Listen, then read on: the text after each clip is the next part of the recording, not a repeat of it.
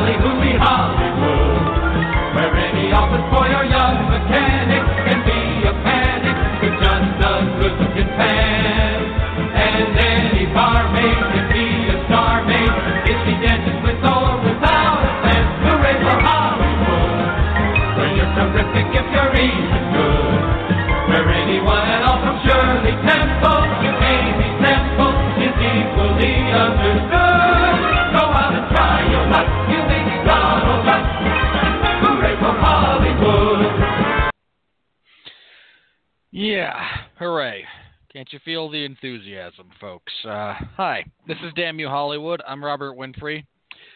I'm going to apologize at the outset here. I'm not having a good day. And if I'm off my game, that's why. There's nothing I'm going to go into, nothing that you care about. This is just your warning. If I'm off, or if I seem a little surlier than usual, it has not been a good day. And I'm going to do my best because I'm here with Mark, and Mark is the king of, you know what, this is not going to get me down. And I'm sitting here moping, preparing to, you see, for the majority of us Mormons, when things go bad, we don't drink.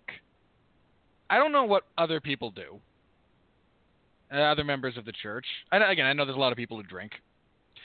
I just like preparing to spend the next 24 to 36 hours binging on pies and fried food and just wallowing in despair. And that's kind of how I do it. So, but this Mark... This is how we do it. This is how we do it, baby. This is how we do it. Yeah, meanwhile, Mark did a whole podcast yesterday being too ill to physically move, except in cases of greatest necessity. That's right. We put a podcast in the can yesterday, Jesse Starcher, Ronnie Adams, and I, for the old source material for next week. The Wonder Woman, the Hector, and I literally did it from my bed. No cans, no microphone. Just talked into my cell phone. And with my at one point dozed off, but yeah, did it from my bed because I was too physically ill to move. I'm good tonight. Tonight I am rolling in the deep. I have not puked today. I am not so lethargic I can't chew. Today's a good day. Today was a good day. All right. As Mark continues to blast me on various other outlets with, hey, Wonder Woman isn't going to suck. I'll believe it when I see it. I'm just a tweeting machine, baby. And in all seriousness, when I get done with watching that movie, and I tell the whole world, hey, it's just the first Captain America movie, and everyone tells me shut up, remember that I'm right. Nope, I'm going to be out in front of the movie theater with a trombone and a sign that says, everyone should go see Wonder Woman, take your children. It's the greatest superhero movie ever. I'm sure you, well, A, I'm sure you will, and B, no. Hooray for Wonder Woman. Da-da-da-da-da-da, Wonder Woman. Anyway, all right. With the silliness out of the way, tonight Mark and I will be reviewing, I'm not sure you can call it a smash hit, but I don't think you can call it quite a flop either. Pirates of the Caribbean 5, Dead Men Tell No Tales. Mark, I would say the phrase here is, it's a profitable disappointment. We'll go with that. All right, Mark. Again, kind of before we get into this, I mean, this is a multi-billion-dollar franchise worldwide. This thing is going to make most of its money overseas as opposed to domestically, because the domestic returns for this are abysmal. No, lackluster. I mean, they're not abysmal, and we'll get into that specifically when we talk money. $78 million so far. And that's just domestically, and that's over the 3-day weekend. I mean, worldwide, it's going to be fine, but domestically, we seem a little bit tapped out on good old Captain Jack. So I'm curious again, as I like to do this now. Any expectations for this movie going in? Because I had one. I had two. One of which was a negative that did not pan out, and the other of which was positive that kind of did. It kind of went negative. So a little of both worlds there. Let me say this to you. If we didn't do this podcast, and I didn't make a habit out of going to see all the blockbusters over the summer, this is one that probably could have waited until it was on HBO. After At World's End, I sort of just lost interest in the franchise. At World's End was so bad, in my opinion. Just the constant changing of stuff. Well, I don't want to get into it now, but I did not particularly enjoy At World's End, and it really killed my interest in the franchise. So when On Stranger Tides came out, I didn't go see it in the theaters. I had zero interest in seeing this movie. I felt like, okay, they, good, bad, or indifferent, they at least had told the story of Jack and Diane, of Orlando Bloom and Keira Knightley. Their story was told. It was time to move on. And then they just came out with On Stranger Tides, and I think I saw that on the plane to New York, which is about the only way you were going to get me to sit down and watch the thing. Strapped in a chair with nothing else to do for several hours. So when they were advertising Pirates of the Caribbean, Dead Men Tell No Tales, I have to say, there wasn't a lot of excitement on my part. This was not one that I was aching to go see. I saw it Sunday morning, and it was one of those where sometimes when my wife says you have to wait until Sunday to go see a movie, I'm like, I'm like, I can't. Why are you doing this to me? This was one where I was like, is it, it's fine. It was, my choices were go hang out with my family at my in-laws for the third weekend in a row, or go see the Pirates movie. I'm like, I'm going to go see Pirates. So, I almost wanted to go see Baywatch, which also bombed, by the way. I wanted to go see Baywatch. Yeah, but that one shouldn't have surprised as a bomb. And I am a little surprised you wanted to see it. It looks so terrible. I needed a good laugh. So why would you watch Baywatch? There's as far as bro comedies go, it looked like the sort of mindless stupidity that I was in the mood for at the time, that my soul needs right now. In any case, I did my due diligence. I saw Pirates, and the question is, what were my expectations? Well, I expected to not fall asleep. I expected a return to form. I expected it to be the sort of rollicking adventure that Jerry Bruckheimer brought us with the first movie, and it about halfway met my expectations. I did doze off, though I don't know how much of that is the film's fault. We're talking maybe for like 5 minutes here. I sort of glazed over at one point. But I told you offline, my initial reaction to this thing was somewhere between and meh. It was okay. Next.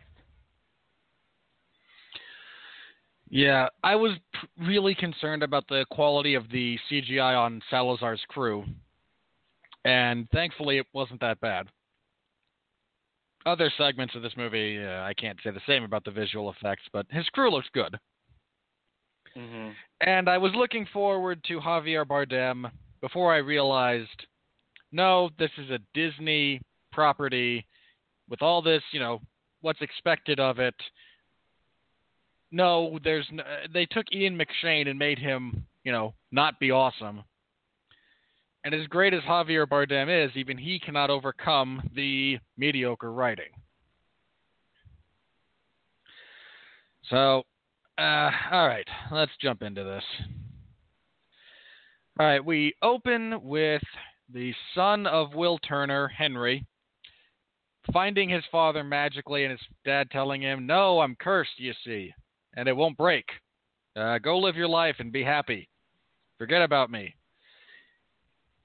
Because he took over, the duties of Davy Jones on the Flying Dutchman, ferrying the dead from this world into the next.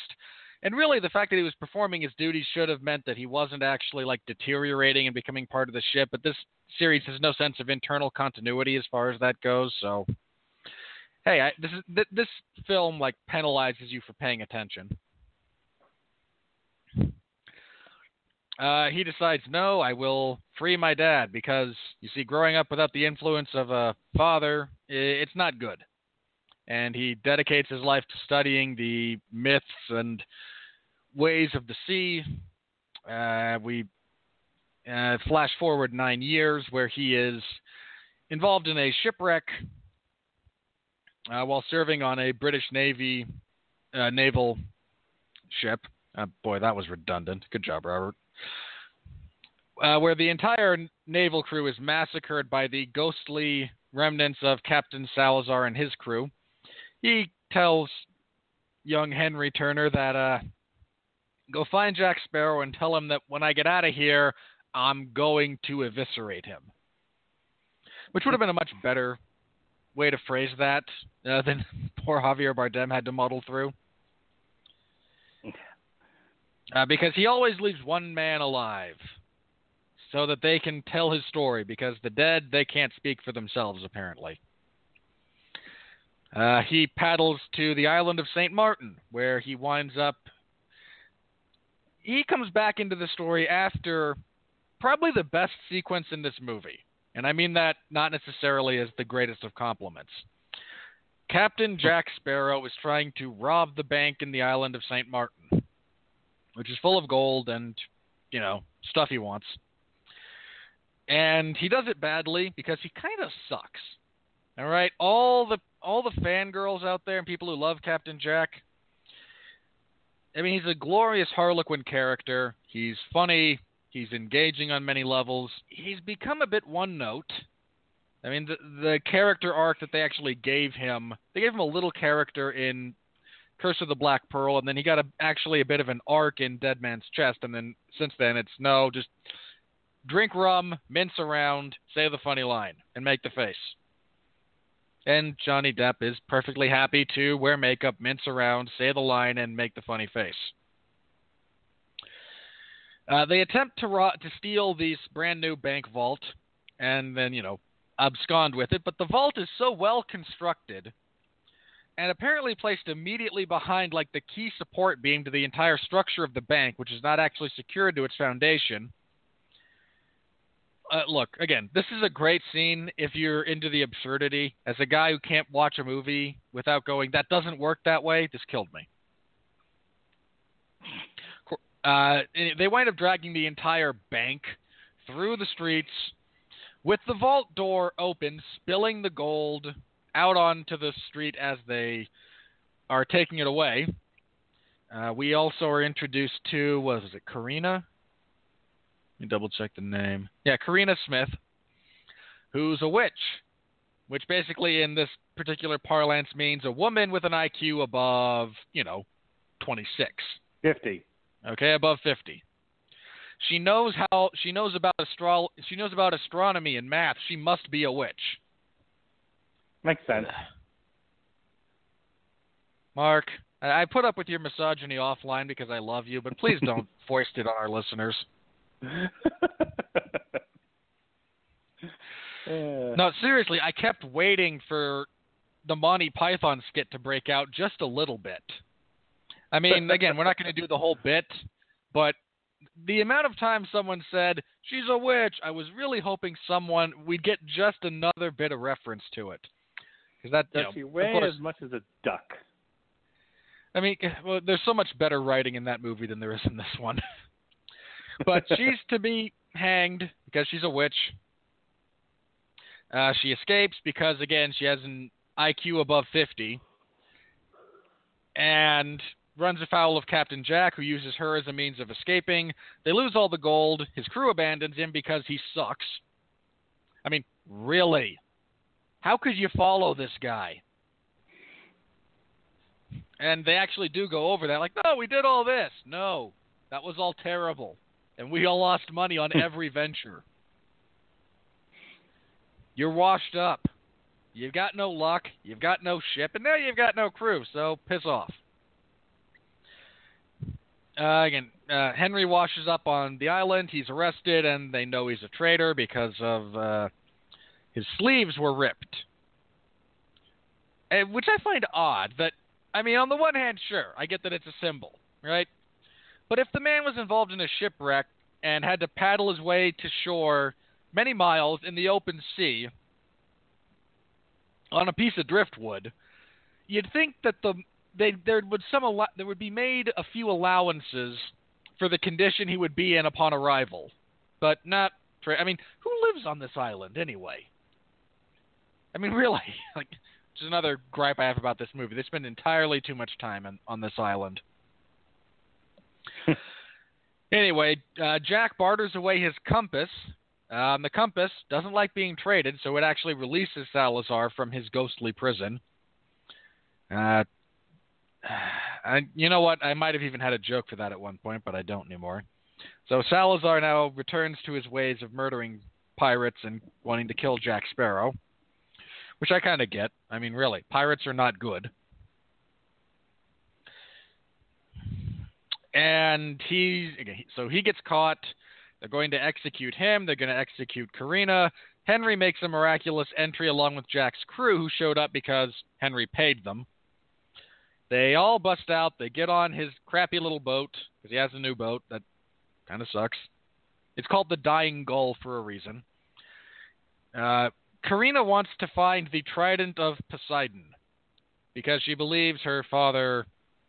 Her motivations are never actually made clear. I mean, she's an orphan. She wants to be closer to her father, and he left her with a journal that gives, directions hypothetically to the Trident, which controls all. It's Poseidon's Trident. I mean, what do you want me to say? What do you want me to say here? She doesn't actually believe in the supernatural, though, at the beginning, which I find odd. Like, you're looking for a mythical item, but you don't believe in mythical items. Anyway, the diary she had actually belonged to Galileo, and again, her father had left it with her when he dropped her at the orphanage. She doesn't remember any of this, but that's what she's been told, and now she wants to resolve her father issues. The Trident actually carries with it the power to break curses, so Henry wants it to break the binding of his father to the Dutchman. And Jack wants it because he can then reverse Salazar trying to violently murder him. And we're off to the races. We are reintroduced. Okay, I'm going to completely gloss over this character from here on out, but it does bear mentioning very briefly. There's a British naval officer who plays minorly into this movie. He then dies later, and his entire bits could have been written out and made the movie a lot better. I hate saying that about David Wenham because I like David Wenham, but it was a nothing role, and it should have been excised in editing. the writer never should have put it in there, much less like film editing. Like the writer, whoever edited the script should have been no.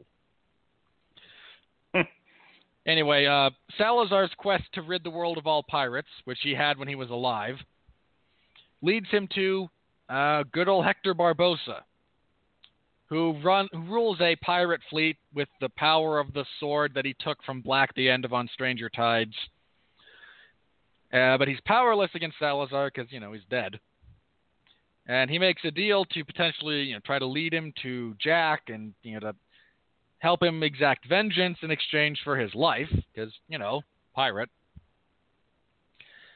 There's a romance between Henry and Carina. A couple of pointless bits, including one where they try to force Jack to marry someone inside of a whale skeleton. Ugh. Yeah. This movie makes... Yeah, just... Ugh. There's a lot of things that should have been trimmed. I just put it like that. Anyway, they eventually find the trident with Barbossa, who double-crosses Salazar because pirate. And Salazar killed a bunch of his men, so he's none too fond of the man.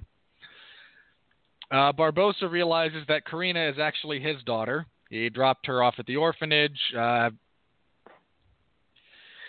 And I'll save that for after the fact, when I talk about what I liked and didn't like.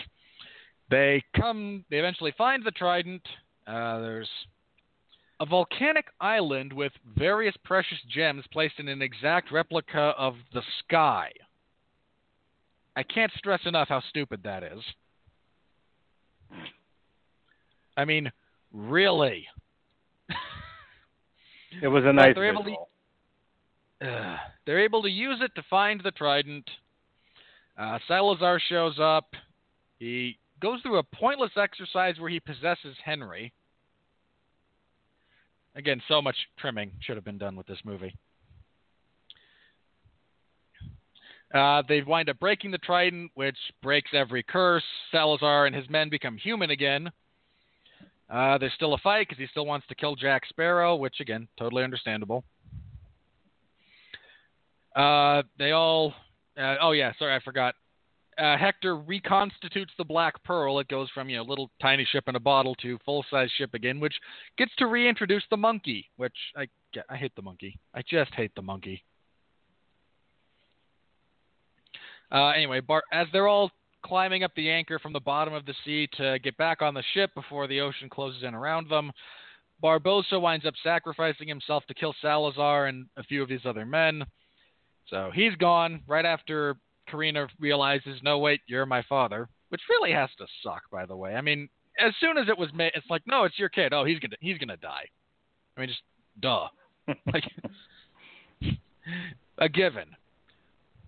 So she takes on his last name. Henry is reunited with his father, who is reunited with his wife. Jack curses the whole thing as an exercise in sentimentality and futility and whatever else. He sets off to take back off over the horizon, and we get a post-credit scene that hints at the return of Davy Jones, who will want to exact vengeance on Will. All right. Mark, did I miss anything? Let's start there. Nope. Okay. Seems like you got it all. I mean, nothing important, at least. Look, I'm going to keep this kind of short because I really don't have a whole lot to say about this movie. It felt like a soft reboot of the first movie. The plot is almost, in a lot of ways, the exact same as the first one. You have an army of undead zombie pirates wanting to exact revenge on Jack Sparrow for a thing he did. There's a MacGuffin. There's a race to get said MacGuffin, and whoever has the MacGuffin will have all the power. And it takes two some odd hours to get there. I would say this movie sorely lacks the spirit and the tension of the first movie. I went into the first movie thinking it was going to be dumb, and I was really surprised by how into it I was. The really likable characters. getting to know Will and getting to know the Keira Knightley character, they weren't solely relying on Johnny Depp to carry the picture. He's sort of there as almost comic relief because the story was about Will and Keira. I know I'm saying a character's name and an actor's name, but I can't remember what her name was. Her name Elizabeth, actually was. But don't worry about it. We're Thank all you. following you. Will and Elizabeth. That's the heart of the movie. And when they get together at the end, that's the resolution we were looking for. And I think Jack at the end gets his boat back, and that's his one true love too. So it was all Knightley wrapped up by the end of that picture. At the end of this one, the astronomer character, the girl Carina, she's fine, but she isn't nearly as personable as Elizabeth. Will Turner's kid, he's a nice looking boy, but I isn't didn't think it nearly was as possible to write the masculine character as more of kind of, and I hate to phrase it this way because I don't mean to be. I'm going to say it. I didn't think they could write a masculine, romantic movie lead for this movie with less balls than they gave to Orlando Bloom in the first one. And yet, they did. Yeah, he just lacks charisma. He's a lot of sizzle and no steak. Like I said, good-looking kid, but I was not interested in his story. And I don't know if it's the writing or if it's the actor. I'm blaming them both. Johnny Depp does the same routine, but now Johnny Depp has fallen into the same into this category of I no longer cheer for him. See, in the first movie, he had a lot of charisma. He had, he was such a fun character that you rooted for his insanity. After the whole bank sequence, which is the best part of the movie, by the way, the bank sequence is by far and away not the prettiest. The stuff with the water at the end splitting like Moses is visually more appealing. But as far as action sequences go, it peaks with the bank heist. And he's so bad. You're like, okay, at this point, I hope the crew leaves you. I kept thinking about Black Sails and how, like, in the very first episode, he's the captain of that ship and in that show is facing a mutiny. And I was like, yeah, they were and they were mutinying for far less good reasons than this crew should have. I just there's nothing appealing about Jack Sparrow anymore. Now, if you like his routine, if you like his act, that's fine. And if you're going to see Jack Sparrow, as Robert said, turn to the camera, say a funny thing, make a funny face, okay, certainly people like to go see the hits when they go see their favorite bands play. I get that, and I'm not knocking anyone for it. As a reviewer, looking at the craft of this thing, Johnny Depp has brought nothing new to this character. It is literally the hits. He's playing Hit Me Baby One More Time. He's playing Pour Some Sugar on Me. He's playing Panama. He's playing Jump. He's doing all the bits. Oh, Robert Cooper just wanted to throw something at you. So, and again, if you like that sort of thing, great. If you're, to me, after the fifth time around, when that's all you're doing, you're not adding anything to the craft element of the film. You're just rehashing the same bit. So that was my biggest problem with him. And like I said, as a character, I no longer want to root for the guy. I don't want to see him succeed, which is a major problem when he's your hero. When he's your main protagonist, that's a problem. When you don't want to see your protagonist win. Now let's move over to Geoffrey Rush, who plays Barbossa, who at least his character still has personality. His character still does things that matter. And Geoffrey Rush was born to play Barbossa. It's fine, but again, it's the same old thing. It's just a better thing than Johnny Depp's thing. Which brings us to our last character, Javier Bardem Salazar, which also ran Barbossa from the first movie. You know, with Barbossa and The Curse of the Black Pearl, there was a desperation. You know, they robbed this Aztec treasure hoard, and they were cursed for it, and all he wanted was his humanity back. That's it. That's what he was being driven towards. He couldn't taste food. He couldn't enjoy life. And that's what was driving him, was, you know, getting that sense of humanity. With this one, you know, Javier Bardem was already killing pirates. Jack tricked him, basically. And he wants to kill Jack again. He just wants to kill Jack some more. He's like, I don't want to be undead, and I want to kill Jack. Wow, what an arc. And by arc, I mean straight line. He is in no way different after what happens to him. And then when he finally dies at the end, it was like, okay, good. You know? So that kind of covers characters and performances. It's a mixed bag, to say the least. The action sequences in this thing were exhausting. I think, like I said, I think at one point I nodded off where they finally chased Jack onto the beach and they realized they can't get out of the water. There was a part in the middle of all that where I just nodded off. So you missed the zombie sharks. Yeah, I may have seen a little bit of the zombie sharks, but there was something where I was like, wait, what? And I kind of woke up and they were on the beach. Yeah, that's about it. You should have napped for like the 5 minutes after, because that's the whole let's trick Captain Jack into marrying this hideous woman with 3 kids. That whole thing should have been cut. What a waste of a scene that was. The only thing I liked about that was when Carina tricks him into saying "I do." Yeah. Anyway, everything else, the movie runs... Barbossa shoots the guy as they're coming up, and I went, "Oh, good." But what a waste! What did that look? Patton Oswalt does a joke. Let me get through this, okay, before you cut me off.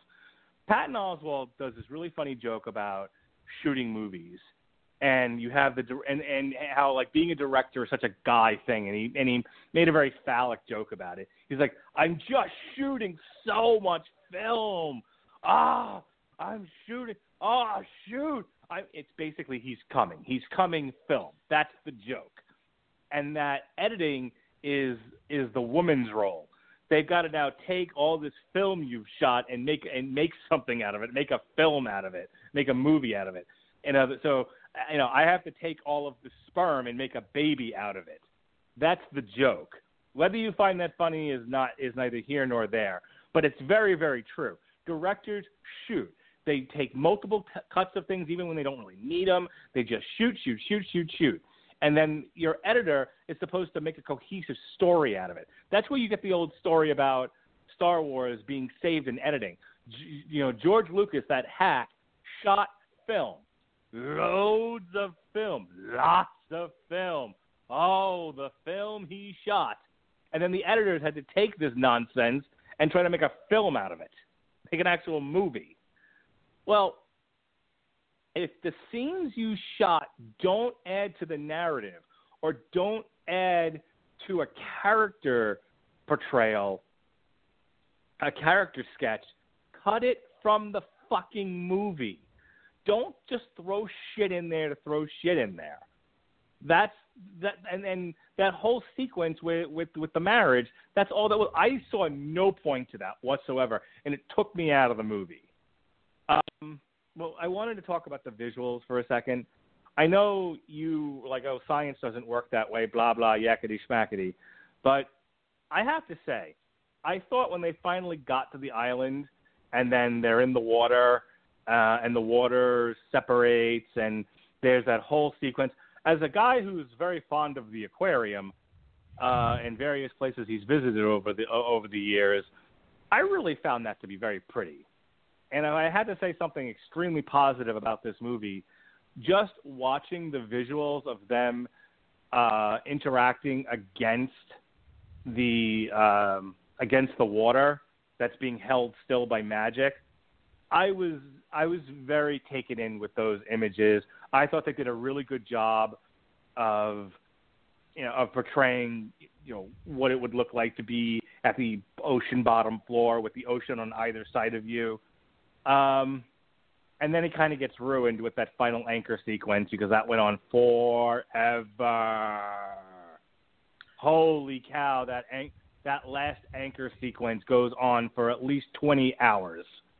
Drove me It's almost nuts. as bad as the stupid airplane taking off at the end of Furious, 6? Yeah. So overall, I would give this movie about a solid B. And that's being a little on the generous side, because it's not a bad movie per se.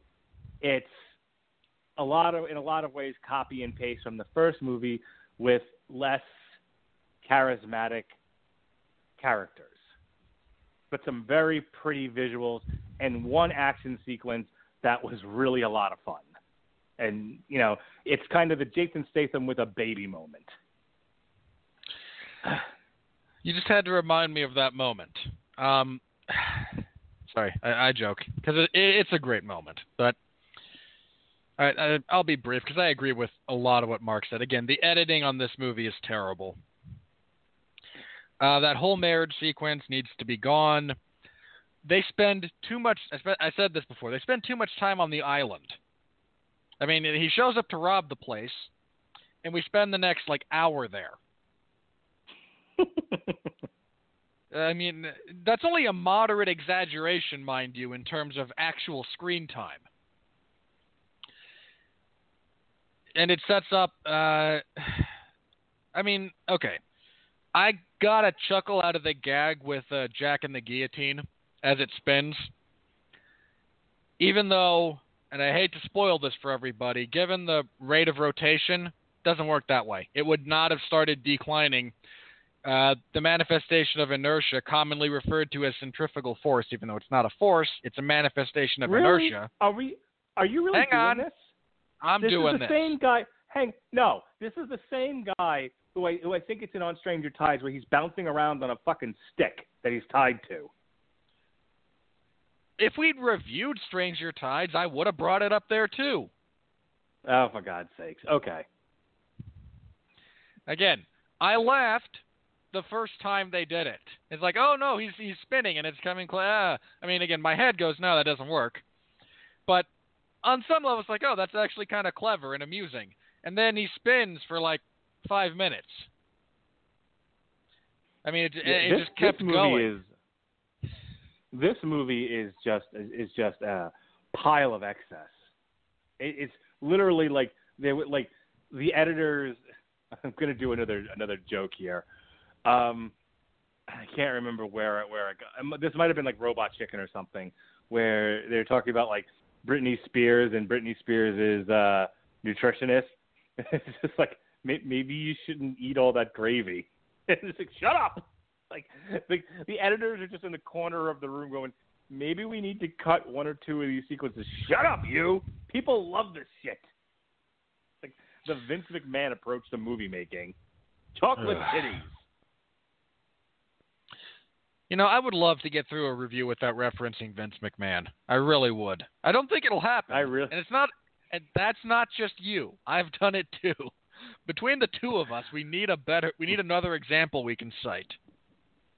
I thought you were going to say I'd like to get through a review without constantly having to bring up chocolate titties. No, I've conceded that your mammalian fixation will not go away. Nope. Wait, that's the wrong word. I said mammalian, which actually makes sense given that we're mammals. Mammarian? See? Going with yes, mammarian. Mammarian. That's the closest I can come. Your fixation will never go away. Fair enough. Okay, Jack Sparrow. I gotta say this. There's a serious flaw in the writing of this character in that he has become The Simpsons made a great gag about this. He's the I didn't do it. All right, Mark laughs because he gets the reference. For those of you who don't, there's a Simpsons bit where Bart becomes famous for saying, "I didn't do it," after causing calamity. And people laugh, and again, he gets famous. And he starts feeling bad because he wants to be more.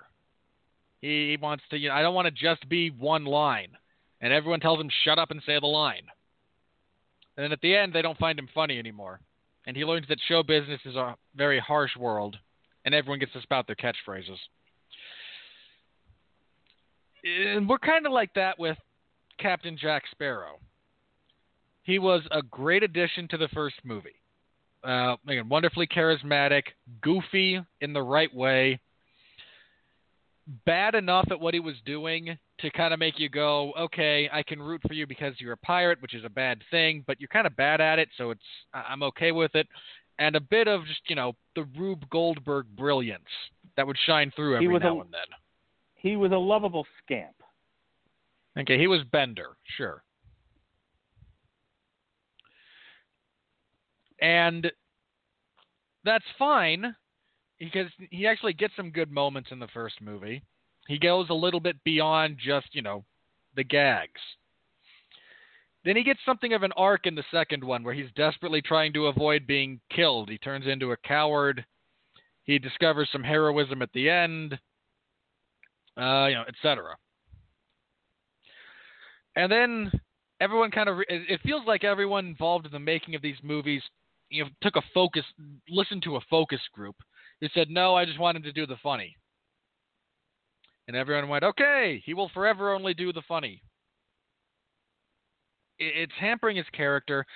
People I saw this movie with, one of them does not think about movies like I do. And Mark articulated this as well. Someone asked me, why are we still cheering for this guy?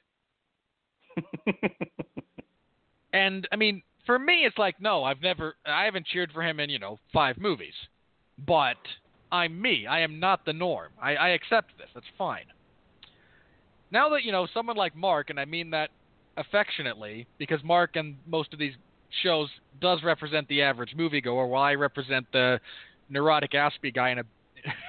All right? I get that. That's the dynamic here, and I'm okay with it. I'm okay with it, really. So for Mark, who argued with me at length that, a couple of the Transformers movies don't suck out loud, now says, are we sure we should still be cheering for this guy? There's maybe a problem here. Okay, what else? What else did I have? Again, the editing, like most of the stuff on the island can be cut. The David Wenham's character can be cut. They just spend too much time there. I don't know how you take Javier Bardem and make him less awesome, but congratulations, Disney, you did it. Made him thoroughly uninteresting. I know. Javier Bardem. We're rising to the level of Marvel villain in how uninteresting this character is. Yeah. We really are. And you've got a great actor in Javier Bardem, a truly great actor. And you put him in a role that's supposed to be scary. Hypothetically, right? This guy has menace, again, in theory. And Javier Bardem can be a scary man when he wants to be. That is well within his ability to do. And you give him a bit of a visual effect that can contribute to that. And then, because it's a Disney movie aimed at kids, no, he can't actually be scary. They tried to give him menace by having him kill people. However, when everyone he kills is a faceless extra, it doesn't mean anything. And he also does it slightly off screen. Like he's killing people in the background. Yeah. Did you notice that? When he was killing people on Barbossa's boat, it was like there was a line of guys, and he's killing people at the back of the frame. Yeah, it actually takes until his second or third for you to realize that A, it's him, and B, he's gutting them. It's horribly composed if you want to make an intimidating villain. Davy Jones, since we're going to do this, in the third one was where I thought he finally got to kind of just be a villain. And he kills people you actually know and have some attachment to, or at least some reference point for. Here you have a guy willing to, destroy entire ships, murder every pirate in sight just on principle, but you can't actually have him do any of those things because we're scared of scaring kids. It's terrible. I don't know if say they're this. scared of scaring kids. I think they're scared of pissing off parents. Kids don't scare so easily. Either way. Well, there's a difference. Okay, there's a difference. And again, you could solve this problem so easily by having him kill one of those, comic relief characters who get lines but no names and who've been around for, 2 movies. Yeah. Like those guys at the end, okay, how about we tell each other where our treasure's buried in case one of us gets out of here? He could kill one of them. Then the audience that knows, oh, wait, I know this character. I have some degree of investment in. They said lines, and he killed them. But, hey, apparently not. I will say this. Leave it to Geoffrey freaking Rush to just steal anything approaching acting in this movie. His face when he realizes who Carina is and she doesn't yet know he's her father, as he's walking away from her, is tremendous. Geoffrey Rush has routinely had some of the best acting in all of these movies. And for anyone who brings up, again, Johnny Depp's performance, there's nothing there. It's a performance. Geoffrey Rush actually gets into a bit of the emotional meat of his character. In the first one, it's, again, his bit about, I don't feel anything. And I'd kind of like that to change. It makes sense.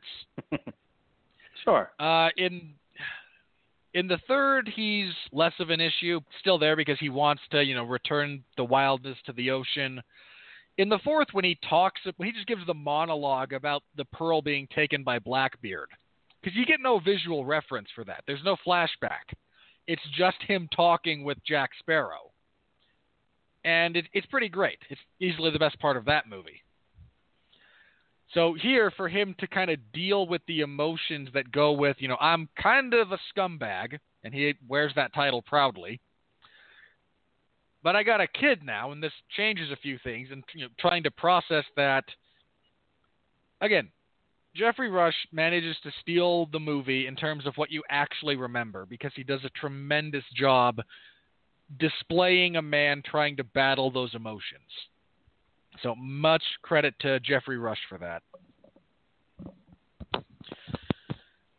And I think that's about all I had. Again, there's a lot of excess in this movie. A lot. Oh, a lot of excess. All right. Well, with that said, you know what it's time for. Hello? Here comes the money. Here we go. Money talk. Here comes the money. Money, money, money. Dollar, dollar. All right. On a $230 million budget, which means we're aiming for around $500 million. Clearing $500 million to really make this thing a worthwhile effort. At the time of this podcast, according to Box Office Mojo, we have a worldwide cum of $326 million. Rotten Tomatoes had an article, which I'll pull up in just a second. It actually tops the worst Memorial Day opening in 18 years. So, is it going to make money? Yeah. Is it going to top $500 million? Probably. I think people will still go to see it. Is it going to be wildly profitable? No. We thought this might make $1 billion. It's not going to make $1 billion.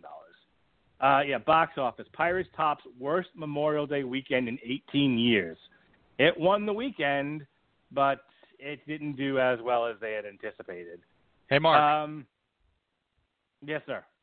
Who accurately predicted the order of the top 4 for this weekend?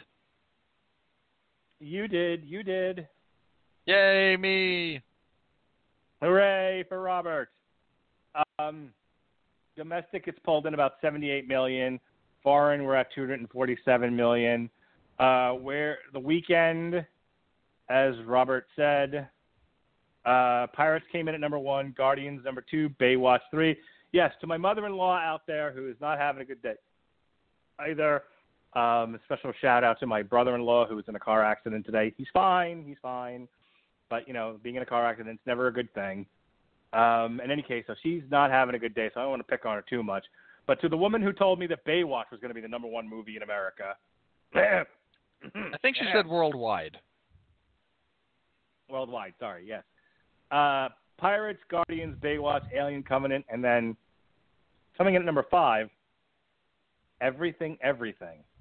Debuting at keeping its place at number 6 was Diary of a Wimpy Kid. Snatched with Amy Schumer and Goldie Hawn fell from 4 to 7. King Arthur fell from 5 to 8. The Also Boss terrible. Baby, by the way, the Boss Baby has already been greenlit for a Boss Baby 2. Of course, I want you to know that. This is why we can't have nice things. The Boss Baby fell from 8 to 9. Beauty and the Beast 9 to 10, and Fate of the Furious fell from 7 to 11. And then after that, nothing matters. Nothing matters at all. Smurfs made more money this weekend than Kong Skull Island. Anyway. Sure. Smurfs is rewatched by children when their parents are just sick of them. Where we stand right now worldwide, Beauty and the Beast is still number 1. It's the first movie, I believe, to have crossed $500 million domestically for the year. So it's kicking, and nothing's even close. Nothing's even close. Fate of the Furious is at number 2. It's that's still got over $1 billion, and there's about 9 million-ish between them. Guardians of the Galaxy is creeping towards $1 billion at $793 million. Logan has settled in at $600 million, which was what we said it was going to settle in at. Kong Skull Island settled in at $565 million. The Boss Baby is kicking ass and taking names, baby. Woo! Boss Baby. Hell yeah. $477 million, Robert Winfree. Can't knock the hustle. Can't knock the hustle, baby. Is that a line from the movie or something?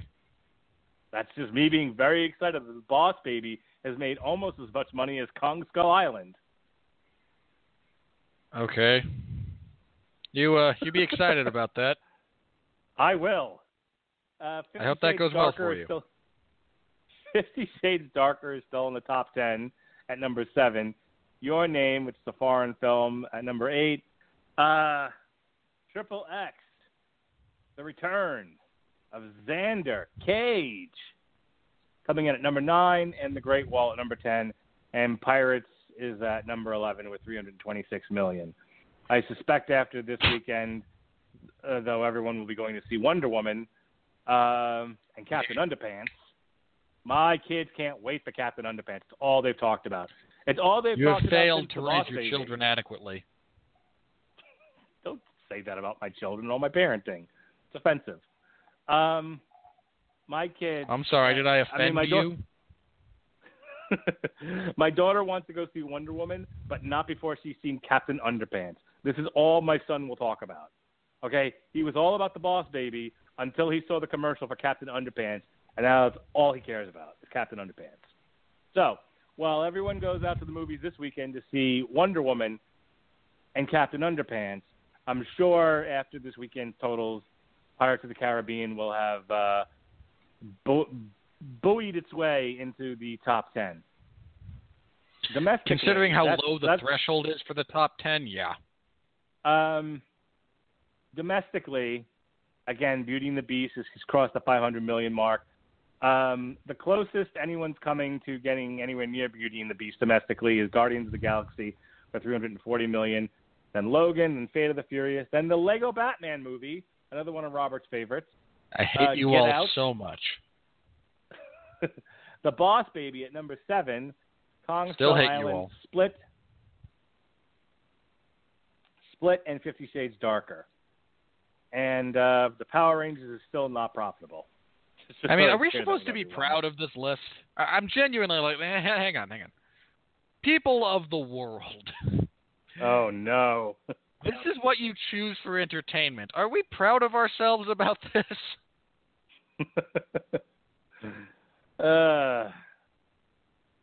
Alien Covenant's at number 15 domestically. It's between A Dog's Purpose and The Shack.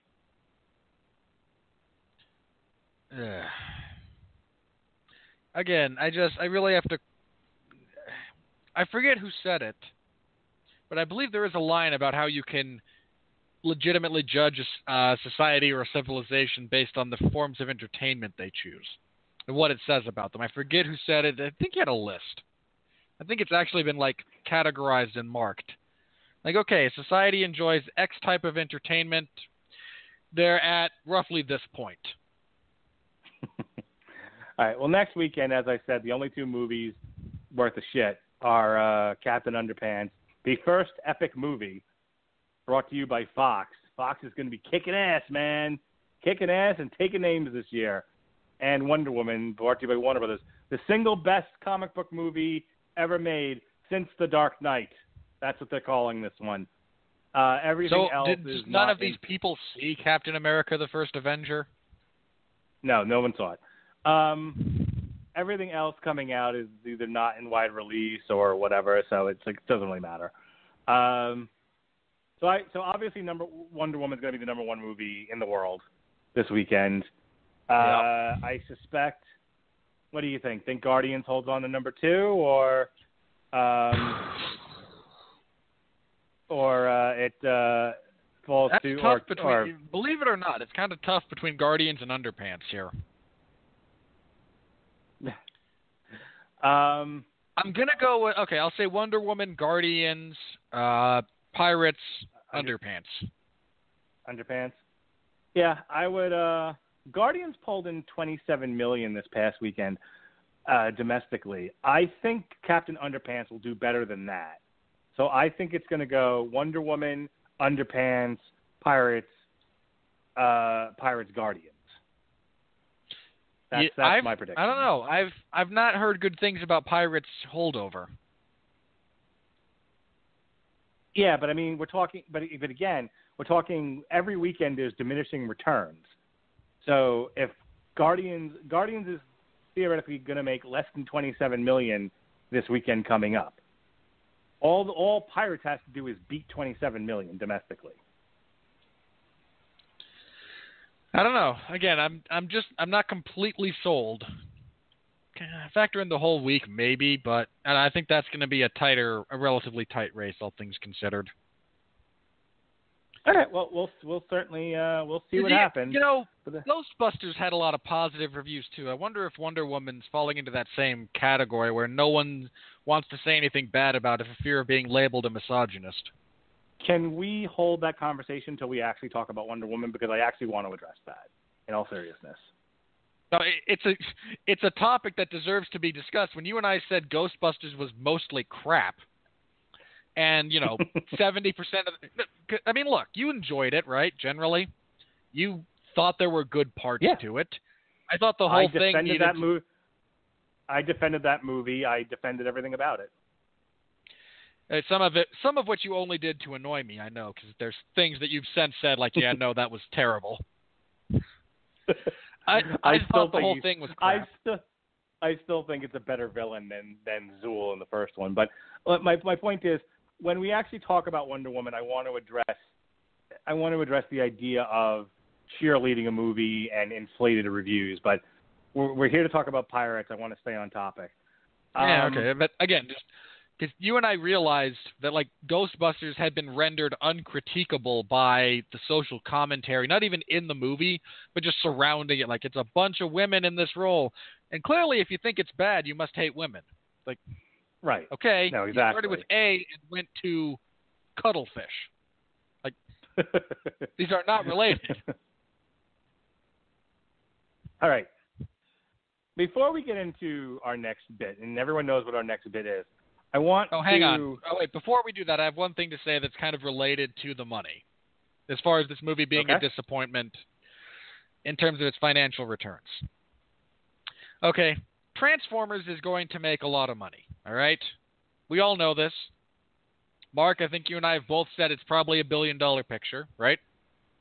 Yep. Transformers has been doing the same thing. Like, Transformers and Pirates both doing the same thing, basically.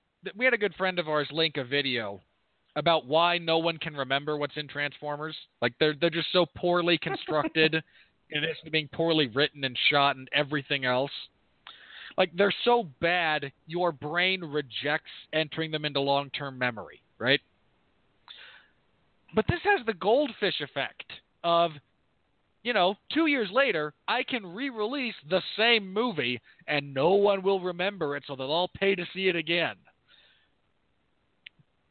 Pirates has routinely had one or two things that are good and memorable in all of them. Again, even the ones that are not good in totality, there's something about them that sticks in your mind. There's an attempt to make a coherent film. Transformers is a mess. And because it's a mess, you just kind of go, nope, I will not remember this. So when the mess comes back 18 months later, you think it's brand new because you actually don't remember the mess in the first place.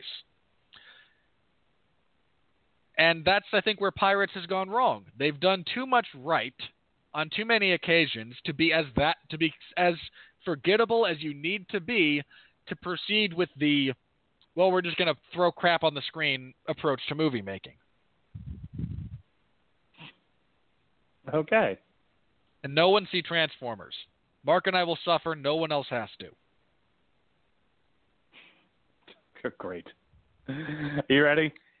Hey, look, if they start paying me to say go see the movie, I might say it. Until then, all you get is my perspective. And my perspective is if we can get these things to flop, maybe Michael Bay will just go away. Yeah, none of those things are happening. Good luck. I'm well aware. Hit the button. No, God! No, God, please, no! No! No! No! So this is Pirates Week here on the Radulich and Broadcasting Network. And as such, we are reviewing all things Pirates. We reviewed Nightcrawler on source material, which is semi-pirate related. Tonight we're reviewing Pirates of the Caribbean. Tomorrow we're reviewing Ailstorm. Thursday we're reviewing Black Sails. And Friday, Screaming Boy has a pirate show set up. And now I normally don't get into voices. I'm much more likely to start singing things, But the whole point of this bit, as we've said in the past, is to mock the reviewers and how badly they do their jobs. In this particular case, the reviews themselves weren't so bad as the need to put nautical puns in all of these reviews. And if they're going to be hacks and put useless nautical puns in their professional reviews, then I'm going to be a hack who's going to read them in a pirate voice, and not a good one. I don't do this voice well. This is not a voice I'm proud of. But if people who get paid to write reviews are going to write stupid nautical puns, then I'm going to do a stupid pirate voice. Are you ready? You know what? As ready as I can be. Hannah Woodhead of Hey You Guys. Yar, cinematic fool's gold. Choppy waters be ahead for the franchise.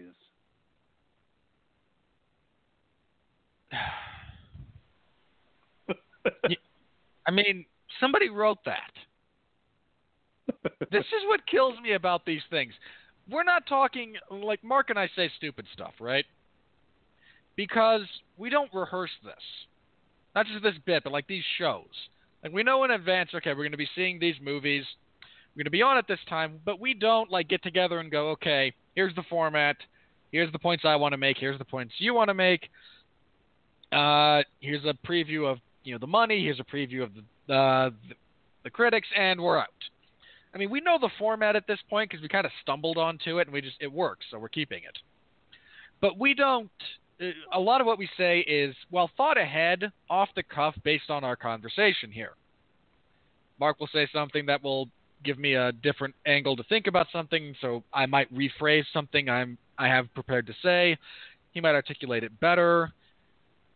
I mean, I've said this before. He's changed my perspective on a couple of different movies just in these conversations. So there's a degree of, again, kind of improv here. We are growing and developing our thoughts and experiences as we go along. So you get some stuff that is essentially off the cuff. So we say some occasionally stupid things, which is fair. He and I both are aware of it. But if you are a writer, okay, you have so many opportunities to refine what you do. You have it in your head, you think about it, you write it out. So there is this delay between thought and however long it takes you to type out said thought.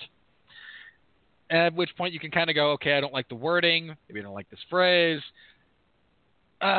Even if you do, you can keep it, finish your whole thing, and then you reread it. And then you submit it, and then there's an editor who theoretically reads it. Before it all, so there's all these fail-safes, right? There are all these points where you have theoretically intelligent people able to look at something like this and go, you know, this is not the best idea. This is really, the nautical puns are not the best idea we could have here. Let's try again. Let's do better. And somehow, that whole system collapsed. I mean, you open with, hang on, did you add the yar or was that actually typed out? No, I added yar. Okay, thankfully, because I might have just lost whatever shred of hope I had in humanity. I mean, I get that you want to be clever. I really do. And you want to try and be different. You want to grab someone's attention. But how do you not realize that every half-assed jackanape talking about this movie is going to make crappy nautical puns? All you do, I mean, by attempting to be as clever as everyone else in the exact same way, you have actually achieved the opposite effect of your intended goal. All right. Now, for the adult professional writers who actually wrote something and didn't do a nautical pun, I'm just going to read it in my normal voice. Roxana Haddadi of Chesapeake Family Magazine.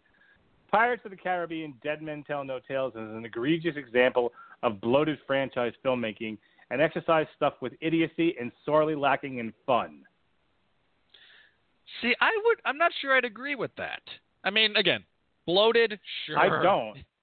Hang on, let me be very specific. Okay, but hang on. I mostly read it because of the lacking in fun thing, which every time somebody writes this, it's like, who are you to judge what's fun and what's not fun? What are you, the king of fun? We say this almost every week, but like, I really wish writers would stop doing it. I mean, and really, there's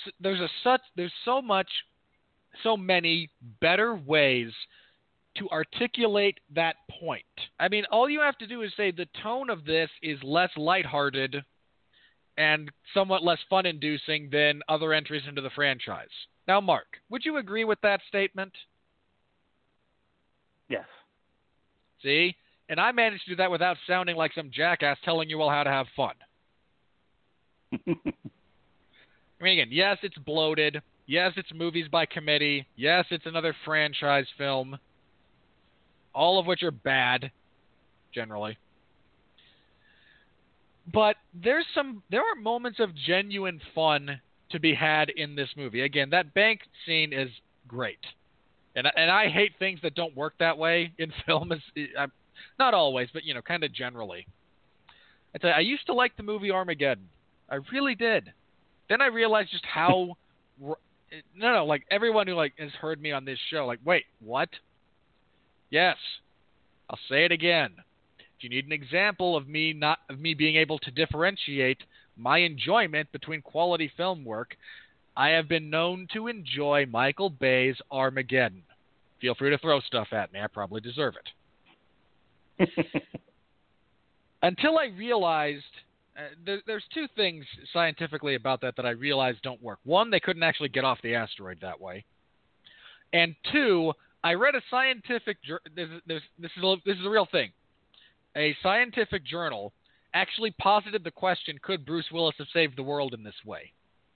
So a bunch of astrophysicists and mathematicians got together and calculated the force required to split said asteroid. And we're not even close. Not even close. That kind of ruined it for me. But I'll still enjoy that from time to time because, again, I can like things that aren't good, and I don't have to defend them as good. But anyway, yeah, the bank scene is a lot of fun. Depp gets a few good laughs. I mean, again, this is not, generally speaking, and I hate to phrase it this way, there's not as much fun in the same vein as the other films. But to say it just doesn't have fun or is severely lacking, I don't think is accurate. Oh, one other thing about this movie I forgot to mention. Paul McCartney, or whatever body double you are after the real one died. The Beatles suck. Go away. Oh, stop.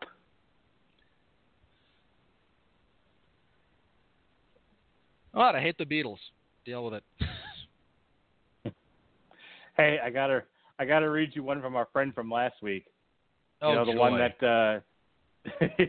the one that thought the only way the aliens would pay attention to us is if Trump nukes Texas.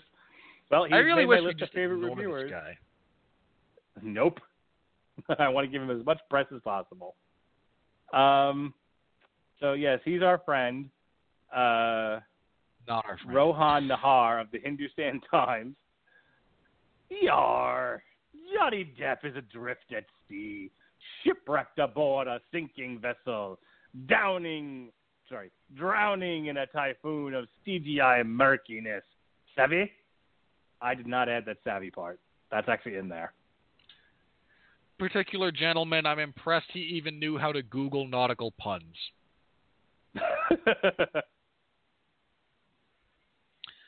I mean, I almost don't want to talk about this guy because he's so stupid. Okay, Johnny. This movie is going to make money. Let's be clear about that. Is Johnny Depp playing the same character? And I don't mean the same character in name. I mean like the exact same character as the previous 4 or 5 movies. Sure. But he's still doing it with... Let me put it like this. I don't think he's phoning it in. I don't think anyone is asking him to do anything other than, again, say the line. But he's not just, showing up for a paycheck. He's still somewhat invested in the process. And, yeah, there's issues with the franchise, but... savvy. Matt Goldberg of Collider. Ahoy, mateys! What the pieces remain? There's no life left in this franchise. It should have sailed off into the horizon 10 years ago. The pirate's life is over. I won't disagree with parts of that. But again, I have to question this is by your name, right? There's a great bit from The Crucible. I know we've kind of diminished this point with our society and the way we do things, but it's my name, and I can only ever have one under heaven. And this is what you're attaching to it? You are willful. If anyone Googles you or any resumes you submit, there's now going to be forever by your name and associated with you that.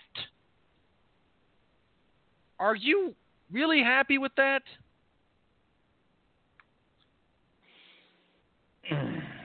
Okay. I'm going to read this last one, and then I think we're done with this bit because I can't keep doing this voice anymore. Mike Ryan of Uprocks. Pirates of the Caribbean, Dead Men Tell No Tales is practically incoherent. Oh, that's 3 out of not 10 true. stars. Yeah, I was like, what the fuck is he talking about? Okay, I mean, look. There's problems, right? There's so many problems. We talked about them. It's incoherent. Really? How do you not understand? Because it's all spelled out on screen.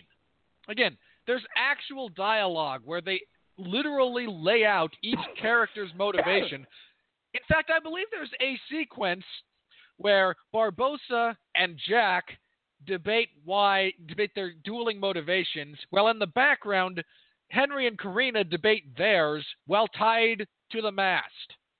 There is actually a scene in the movie where every character explains why they want the MacGuffin. And somehow you can't follow this? Yeah, this person shouldn't be a professional reviewer. I mean, look, here's what kills me. There are actually incoherent movies. Mark and I have seen a few, and we've talked about a few, where there's a legitimate gripe to be made about the ability of the movie to communicate to the audience. That's what incoherent means. It means the audience does not understand. And there's a few scenes in this movie that are visually incomprehensible. That bit where Jack is like being chased by Salazar while jumping on the cannons up and down each side of it's a mess visually. It's a mess. But there's never any the plot of the plot of this thing couldn't have been easier to follow. Salazar look, we all wants want to the kill MacGuffin. Jack. Yeah. And Salazar wants to kill Jack. Ta-da! Which he says multiple times. Right. It's the first bit of the movie. Go tell Jack I'm finding him and I'm going to kill him. Okay. And then he says it again, and again, and again, and again. And then he tries to do it at the very end of the movie. All right, we got it. Then, again, he gets uncursed and returned to mortality. And immediately decides, no, I must kill Jack Sparrow. Right. I mean, how do you not, in all seriousness, how does that not translate to you? You have visual evidence of all of them. You have auditory evidence of all of them. I mean, do you need tactile stuff here? Does the studio and the cinema need to provide you with something to touch that will convey this message as well? Maybe they need like a Venn diagram or some shit. I mean, and it kills me because it actually renders less effective the argument that movies are incomprehensible when they actually are. It's half the problem with, politics and fight promotion. The UFC spent years using hyperbole to tell everybody that so-and-so was the best ever, when it wasn't true. And then every now and then, a fighter or two comes along that maybe is the best ever. So you want to tell people, hey, so-and-so's the best. You should watch them. But you've said that for 5 years about 3/4 of your roster. It doesn't actually mean anything. Saying a movie is incomprehensible. Hang on. This is the single greatest night in the history of WCW. I heard that shit every Monday for about 5 years, right up until the end. We love you, Tony. Again, hyperbole and repetition thereof diminishes its effectiveness. So here we have people saying stuff is incomprehensible when no. I mean, Mark, you and I are intelligent men, but we're not like above. I don't want to say. I mean, we are not significantly outside standard deviations. You're smart, college educated. I'm smart, working on college education. But we're not, aberrant, right? I mean, no, I'm not a genius by any stretch of the imagination. Right. I'm not a genius.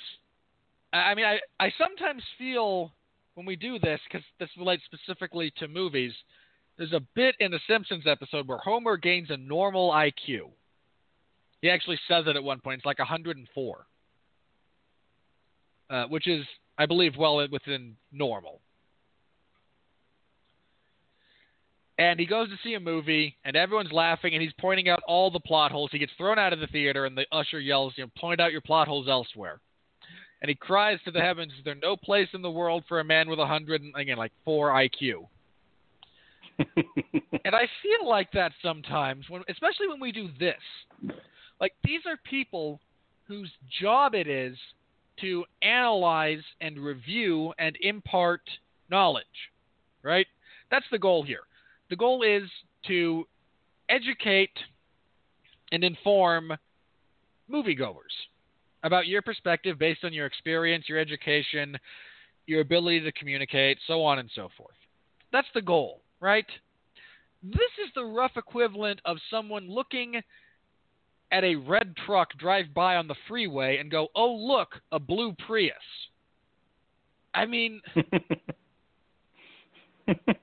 it's just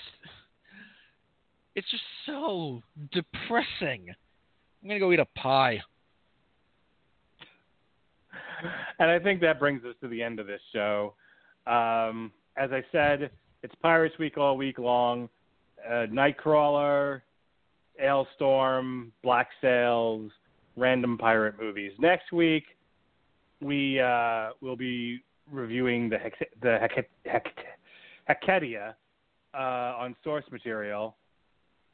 That's a Wonder Woman book. We'll be reviewing Wonder Woman right here on the Radulich and Broadcasting Network. Yay. Feel the excitement. On Wednesday, the Metal Hammer of Doom will be reviewing new Dream Evil. And in theory, though I make no promises, we'll be reviewing On Trial will be back. We'll be looking at Superman Returns. Again, there's some good to Superman Returns. There's a lot of good. I'll be defending it, so I'll be looking for it. I can help. I can give you specific examples if you'd like. I got to watch the movie again. So that's what's going on the Radulich and Broadcasting Network. Robert, what do you got going on? Well, for those of you who are into the MMA scene, this past Sunday at 8 p.m., myself, Jeff Harris, and Pat Mullen reviewed UFC Fight Night 109, which wrapped up a grand total of 5.5 hours before the show went live. Yay, early morning cards. And previewed UFC 212, which will come your way this Saturday. I will have live coverage in the MMA Zone of 411 Mania. I am sincerely hoping that Jose Aldo and Max Holloway both make it to the cage, because I love that fight. Now, look, there are two fights on that card I'm looking forward to. One is Aldo versus Holloway. The other's on the prelims. It's Moraes versus Assunção. If Aldo and Holloway falls through, I don't know what they'll do with that card. Because the new main event will be Claudia Gadelha and Karolina Kowalkiewicz. That is not a joke. That is not an exaggeration. That is the co-main event that would be bumped up to main event status if the main event falls through. Well, hopefully they'll keep Jose Aldo wrapped in bubble tape until then. He doesn't... you frickin'... I need a name for people who subscribe to the cult of Conor. I really do. Yep. Everyone's made of glass in the UFC. They all keep breaking. Well, Chris Weidman and Cain Velasquez certainly are.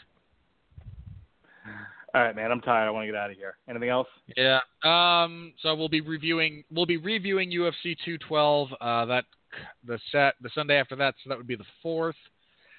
And I gotta double check this. I believe we will be I believe on that show, the 4th, we'll also preview. No, it'll preview. Fight Night 110 for the 11th of June. Mark, I'm going to give you the main event, and I want you to have a towel ready. I know. I'm excited. Mark Hunt fights Derek Lewis. Oh, suck it now. Ha ha. Black on Samoan crime, baby. Woo! I really shouldn't have to express how much I'm not looking forward to this card, if that's the main event. I really can't tell you just how naked I'll be during that fight. I'll be very naked. And now that I'll be going to bleach my brain. I will be naked and playing a trombone during that fight. The rest of that card is Derek Brunson versus Dan Kelly, Dan Hooker versus Ross Pearson, Tim Elliott versus Ben Wynn, and Alexander Volkanovski versus Mizuto Hirota. It's not a good card. Oh, it gets worse. Do you know the event after that for the 17th? No. The Fight Pass exclusive, UFC Fight Night 111, headlined by Holly Holm versus Betch Kohea. Yeah, and I was going to say, Holly Holm versus Chick Corea. I remember that one in Singapore. There's one fight Mark will like on that card. Because Andrei Arlovsky is fighting Marcin Tybura. Oh, boy. All right, are we done here? Terrible card. The next, 4 events are just not good. So stop by I have live coverage of those events in the MMA zone of 411mania.com. Please stop by and say hello. Some of these I'm going to need the help. I'm going to need the moral support. And I'm sincerely hoping, that they're better in practice than they are on paper. And Mark and I will be back next week to review Wonder Woman. Wonder Woman! I really wish I could be excited. I really do. I envy you your enthusiasm. I want you to know that. I can't. I'm going to go see it opening night by myself on my birthday. Yes, I'm going to be a 41-year-old. Thank you. I'm going to be a 41-year-old man who's going to leave his job after 12 hours and go sit in a theater filled with a bunch of other nerds by himself I'm going to take myself out on a date. And I firmly believe in the practice of taking yourself out on dates. I am the best date. I am my own best date. I don't talk during the movies. I go to eat at the restaurants I like. I go at the pace that I like. It's the best. I much prefer taking myself out on dates than I do taking anyone else out on a date. And my wife knows this before you say another word. I wasn't going to say she is well aware. The only thing I was going to say was I partially agree with that because I go to the movies with my family sometimes for, occasional group discounts or to get other perspectives on a movie. But I much prefer going to the movies alone, essentially, with myself, but I also really hate myself.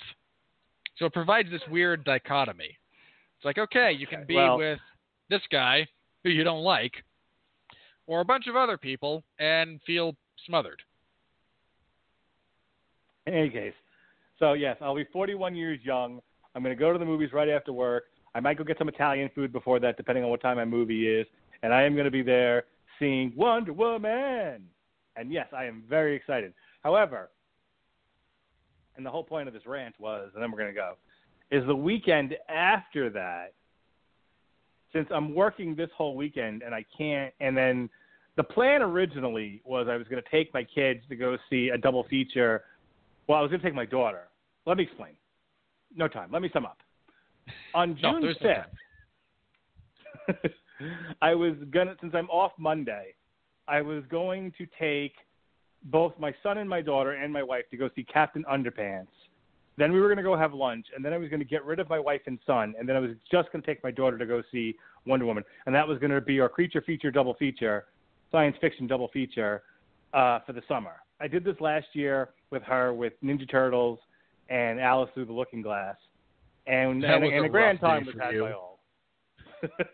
Yeah, it was. And a grand time was had by all.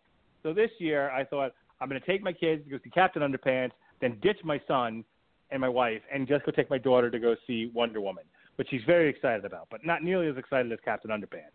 However, she has dance camp and cheer camp that week, which means she's not available during the day for me to do that. So Saturday, the 11th, or the 10th, but it would be the 10th. Saturday the 10th, I believe. Yeah, I'm right about that. After my daughter's swimming class, or maybe Friday. No, Friday she still has dance camp. What am I saying? So either Saturday after dance camp or Sunday, before I go see Iron Maiden. Before I go see Iron Maiden and Ghost from the pinnacle to the pit. that's when we're going to do the double feature. We're going to get up in the morning, or get up, go to swimming, and then after swimming, go see Captain Underpants, then take a break, get rid of my wife and my son, then go see Wonder Woman. So that's what we're going to do in reviewing The Mummy. In case anyone was wondering, after all that, the weekend that The Mummy comes out, we're just skipping that entirely. And instead of having a Damn You Hollywood on the 13th, as we normally would, we're going to do a TV party for The Flash Season 3. That's the current plan. You boo yourself. So I do, frequently. All right. I mean, do you think me not liking myself is a gimmick? Because it's not. Years and years of self-loathing have gone into my particular morose and caustic facade. Thank you, Marvin the Paranoid Android. Close the show. Now you made me sad. Because I seem to recall Alan Rickman voiced Marvin the Paranoid Android in the movie. Ladies and gentlemen, thank you for joining us here on... I got it. After getting Mark's, day planner for the upcoming weekend. Again, we will not have The Mummy because, come on, we can't. It looks like crap. Just can't. Look, we'll do this. We'll do this right now. Mark, what do you think? As a great critic once said, Mark, what do you think about The Mummy? It stinks. Yeah, that's all we need. That's it. So we'll be taking that off. We'll be back the week after with, what's the week after? Cars. What was that? Cars 3. I hate my life sometimes. I saw the original trailer for Cars and thought, oh, maybe this won't suck. Then every successive trailer has kind of kept killing my enthusiasm. So, you've got a couple of weeks ahead of you that's going to be fantastic. Cars, then Transformers, and then I think Spider-Man. Spider-Man I'm kind of looking forward to, mostly for Michael Keaton. Yep, we have Cars, Transformers, then Despicable Me 3, then Spider-Man. Okay. Then Planet of the Apes, and then finally, we have to get to Dunkirk. I won't go back there. I'll die. Yeah, I get that you try to make jokes out of serious things as a coping mechanism. Yes. But, I get a kick out of Michael Keaton a few years ago getting robbed of the Oscar for his role in Birdman. Now he's playing a Birdman who robs people. Just close the show. Random continuity Go. things that I pay attention to. All right. Anyway, we'll be back next week for Wonder Woman, where, we might find, someone will paint us as misogynists. I don't know. I might like it. I've been making jokes. I must withhold judgment until I see the actual movie. So we'll be back for that. Until then, thank you all for listening. He's Mark. You're not. I'm Robert. You don't want to be. And we'll see you all next week. Until then, please continue to be well, be safe, and behave.